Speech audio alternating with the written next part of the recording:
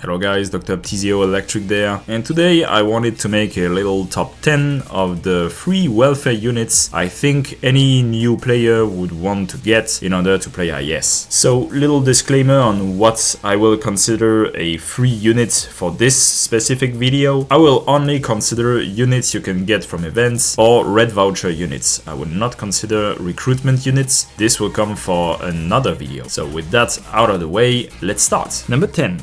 Hymore. And let's just be clear, I am not only putting Hymore just for IS3, I am also considering Hymore even in IS5, or in IS2 for that matters. Because Hymore, first of all, is from a very powerful archetype, being able to block 2 while also dealing quite a lot of damage to all units in the vicinity, and healing for all the units she hits, and being able to heal elemental damage that is actually quite present in IS2 and in IS5 is a very huge asset. So in IS2 she can heal nervous impairment, in IS3 she can heal corrosion, and in IS5 she can heal necrosis. Of course the bonus is better in IS3, but even then I don't even think that IS3 is the best IS for her, simply because, well, there's a lot of aerial enemies in IS3, while in IS5 not that much. So I would consider Hymore in IS5. She's just a good unit in general. Number 9, and I will be cheating a bit, Hedi and Civilite Eterna. Hedi and Civilite Eterna are both of the same archetype, that is Bard. Bards are very good when you want just a bit more damage for some of your range units, and also when you want some healing. These two can actually be obtained by playing the story, Hedi in chapter 9 and Civilite Eterna in chapter 14. Civilite Eterna's buff lasts longer and she can also root and deal true damage, but at the same time she costs more hope, and as a new player you need to go to chapter 14, so she's a bit harder to obtain, but just know that both of these are actually pretty good. It of course depends on your other units, but there will generally at least one unit that you will find among all of your units that will benefit from them. Number 8, and I know this will infuriate a lot of people, Vigil. Vigil was laughed at for the longest time as being the worst 6-star in the game, and I actually don't think it's that true, and particularly in IS there's a lot of things that Vigil can do, and he benefits from a lot of things as well, particularly from Foul Beast. With the recent modules, Vigil has become much better. The ignore defense can be very interesting. The fact that he's one of the only vanguards in the game that can block 3 makes him very interesting against some enemies in IS4. Of course, he's clearly not an outrageous unit.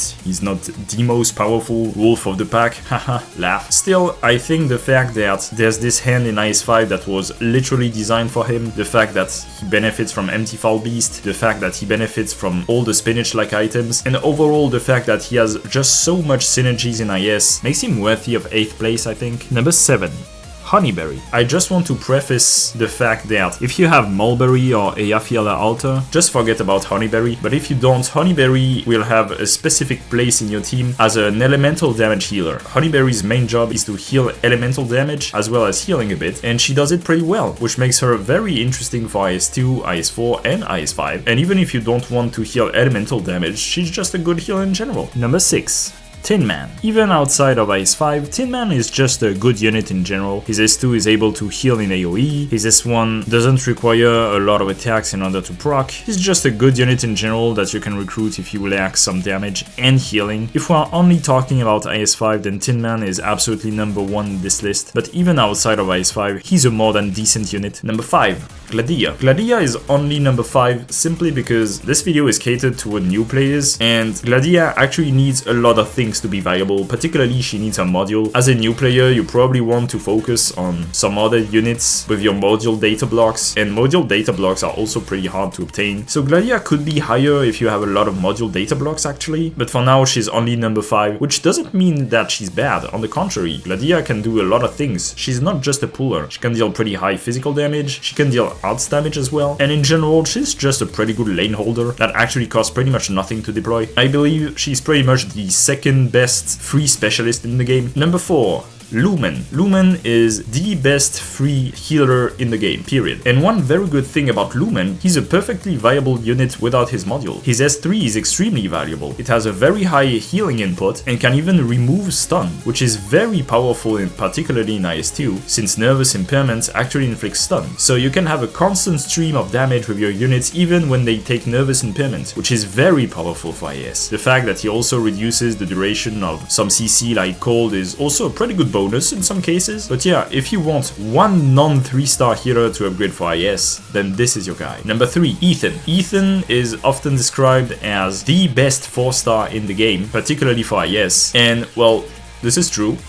Ethan, even without his module, is already pretty good, but with his module that actually costs not that much since he's a 4-star, he becomes absolutely ridiculous. He has more than 80% chance to bind with his S2, and the best thing is that it scales extremely well with attack speed. If you have even a bit of attack speed for Ethan, which is actually not that hard to get in IS, then you can basically permabind any enemy in his vicinity. If you manage to keep him alive, there is not a single enemy unit that will get past Ethan. Number 2, Crusalter. Crusalter is particularly good for IS-3 and IS-5. For IS-3 because she is able to stun with every auto attack, which is extremely powerful for IS-3 because there's a lot of hovering units, that is to say, enemy units that can fly but will crash on the ground if they are stunned. And Crusalter, since she's an anti-sniper, will actually target these guys, at least until they crash on the ground. So she's the perfect response to all of these units. Hell, even the first boss of IS-3 has this mechanic, so you can easily understand how she's so good for IS-3. For IS-5, she's actually pretty decent as well, but that's for a pretty different reason. It's just that since we got the lamp, we are now able to get a lot of attack damage, and Crusalter doesn't have a lot of attack damage, but she has a lot of attack speed. And well, these two complement each other, so if you have a lot of attack speed and you are able to get a lot of attack, then that's extremely good for IS-5, particularly for Ending 4. Before we go to number 1, I want to give 3 honorable mentions: Tequila, Bybeak, and Minimalist. Tequila and Bybeak are both in the honorable mentions because they are both pretty good 5-star guards, but I feel like their value has dropped a bit since we got units like Hymore that I feel like is just generally better. Tequila has a pretty good burst, but you need to wait a lot in order to use his skill, and Bybeak is actually pretty interesting in some modes like IS-3 because she can stun with IS-2, but in some cases it can be pretty awkward because, well, you want to stun hovering units, but you also need to attack in order to use her skill, and well, you can't attack if you only face hovering units. Minimalist is a decent caster that benefits from quite a lot of things in IS, particularly in IS-5, but nowadays there are a lot of casters that do pretty much what he does, but sometimes even better, even in 4-stars like Click, so that's why he's only in the honorable mentions. And of course, number 1 is the best free medic in the game,